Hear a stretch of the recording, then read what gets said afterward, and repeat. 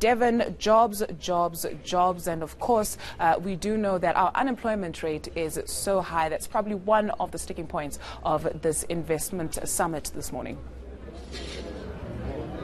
Good morning, Judy. Indeed, it's a sticking point, but it's the reason why we need this investment that we sought after.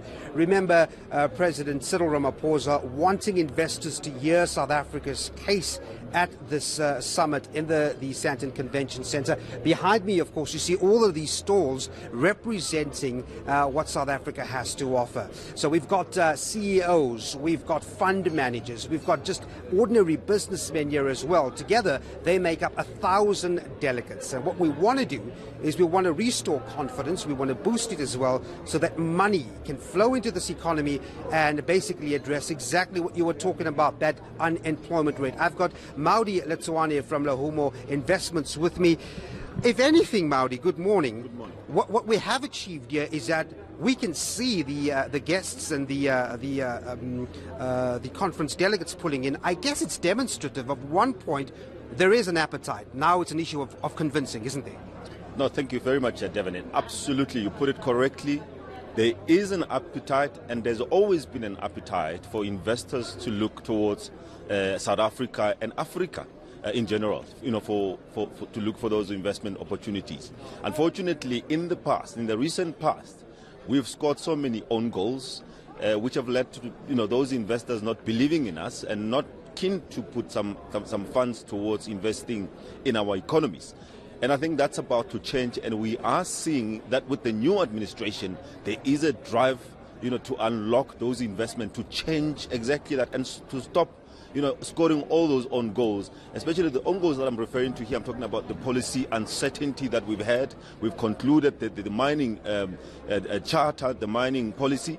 So that in itself, it's a way of addressing the recent history, which is a history of scoring on goals. And I hope that going forward, we should actually be able to see more investments being unlocked as a result. And you look at that document paper of the investment summit. I mean, you'll see that there are numerous reasons. The fact that we are a diversified economy, the fact that we have this bulging youth that's hungry, looking for jobs. We also have an entrepreneurial spirit in this country.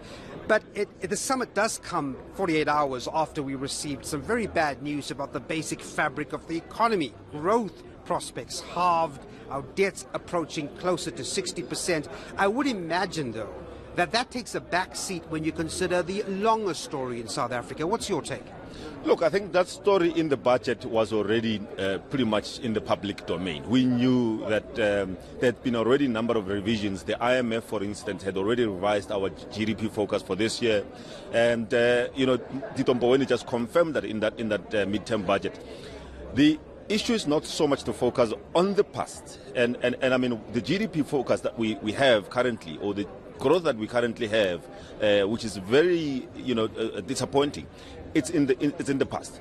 If we address some of the challenges that we have, and I think the minister, put out a lot of those plans to try and deal with some of the challenges that we have as an economy, I think that GDP figure will improve, and that debt to GDP as well. Remember, is a function of it's a ratio of two issues. It's the growth, and it's also the debt side of it. So if we improve the GDP, that ratio should be able to improve, and I think there is a compelling reason to believe that going forward, our economy will improve, and especially given the sort of events and the appetite that we're seeing here today, with a lot of investors really talking positive about our economy. When you look at the fact that President Cyril Ramaphosa says, well, look, I think investment on a domestic level needs to start first, obviously convincing the domestic investors to show the way to the international investors. I mean, he's got about, I think, R500 billion so far of that 1.3 trillion that he has to get hold of. That is some success so far, am I right? I mean, if he wants to fill that up, he's got to actually convince the domestic investors to play their part as well. And as you said, there has been some significant progress on the policy front. But those big questions of land, for example, do you think that still is a barrier? Yeah, and just just before I'll answer the land issue, corporate South Africa is sitting with so much profit. They have profits that they have not been able to have the confidence to invest into the economy. We have to begin there. in order to see us, progress going forward. We need to convince the companies here at home that the policies are certain, that the environment is conducive enough for them to invest before we can even convince a person who's sitting in Asia. And I think this message that is being driven here today, it speaks to that. On the land issue, I think the land issue is one that the president has really come out very clear in terms of their position on that. It will be done within the confines of the Constitution.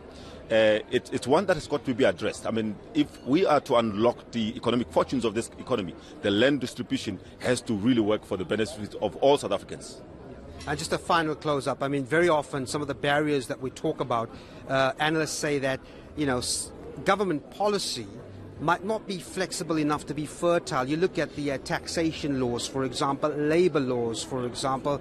There's still a worry that it doesn't produce that fertile ground for investment. But I mean, if you look at the investment case that we've just seen so far, there is an addressing of that as we approach the summit. Yeah, and it's got to be addressed as very quick, because, in fact, I was just talking about the VAT, the refunds, which small, medium enterprises are still crying, saying, SARS, give us the refunds, and they are not being processed on time. Those are some of the own goals that I'm referring to. We need to unlock that, the red tapes, and make sure that we deal with those things precisely.